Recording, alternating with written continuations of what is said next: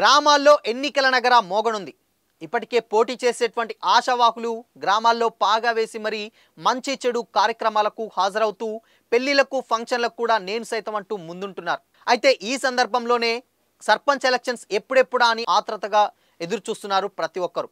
అయితే ప్రభుత్వం కూడా వచ్చే నెలలో అంటే ఫిబ్రవరి నెలలో అంటే ఈ నెలలో నోటిఫికేషన్ వేసి ఫిబ్రవరి నెలలో ఎలక్షన్స్ నిర్వహించాలనే ఆలోచనలు ఉన్నట్టు సమాచారం. సో అయితే ఇప్పుడు అసలు ఎన్నికలు ఎప్పుడు ఏంటి అనేది ఈ వీడియోలో తెలుసుకుందాం. నమస్తే, వెల్కమ్ టు దిశా టీవీ. మార్చి 2 నుంచి 25 వరకు ఇంటర్మీడియట్ ఎగ్జామ్స్ జరగనున్నాయి. అంటే మార్చి 2వ తారీఖు నుంచి ఇంటర్మీడియట్ ఎగ్జామ్స్ జరగనున్నాయి. ఆ తర్వాత కూడా మార్చి 21 నుంచి ఏప్రిల్ 2 వరకు కూడా 10వ తరగతి ఎగ్జామ్స్ జరగనున్నాయి. దాని తర్వాత కూడా అంటే డిగ్రీ ఎగ్జామ్స్ ఉన్నాయి. ఆ తర్వాత కొన్ని ఎంట్రన్స్ ఎగ్జామ్స్ కూడా జరగనున్నాయి. అయితే ఈ ఎగ్జామ్స్ ముందే సర్పంచ్ ఎలక్షన్స్ నిర్వహించాలని ప్రభుత్వం భావిస్తుందని తెలుస్తుంది. వాటితో పాటే కొత్త రేషన్ కార్డులు వంటి జారీ చేయనున్నట్లు కూడా తెలుస్తుంది.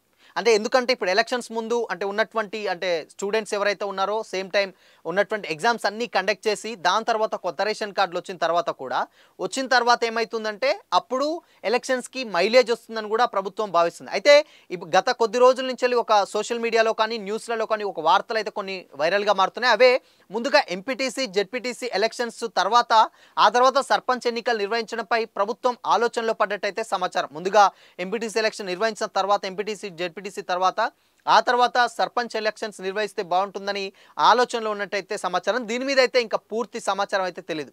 అయితే మండలానికి కనీసం దాదాపు ఒక 5 ఎంపీటీసీ స్థానాలను ప్రభుత్వం చట్ట సవరణ చేసింది. ఇప్పటికే ఉభయ సభలు దాన్ని ఆమోదించింది. ఇక గవర్నర్ నుండి మాత్రమే గ్రీన్ సిగ్నల్ రానుంది. ఇది అవ్వగానే మండలాల్లో కొత్త ఎంపీటీసీ స్థానాలను ఏర్పాటు చేస్తారు. అంటే ఈ నెల చివరికల్లా ఈ ప్రక్రియ పూర్తి చేయనున్నట్లయితే సమాచారం.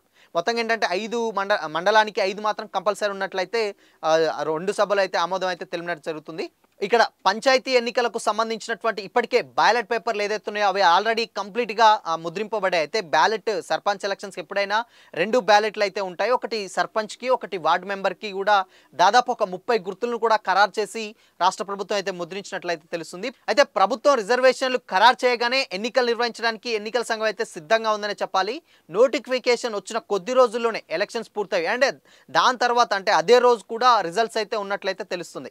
మొత్తంగా అంటే ఇప్పటి వరకు సర్పంచ్ పదవులు దాదాపు ఒక 11 నెలలు అయితే పూర్తవుతుంది సర్పంచ్ పదవుల కాలం ముగిసి. అయితే దీనిలో భాగంగా అంటే పాత సర్పంచ్లు ఎవరైతే ఉన్నారో వాళ్ళు 1600 కోట్లు అయితే 1600 కోట్లు పెండింగ్లో ఉన్నాయన్నమాట కేంద్రం నుంచి వచ్చినటువంటి నిధులు.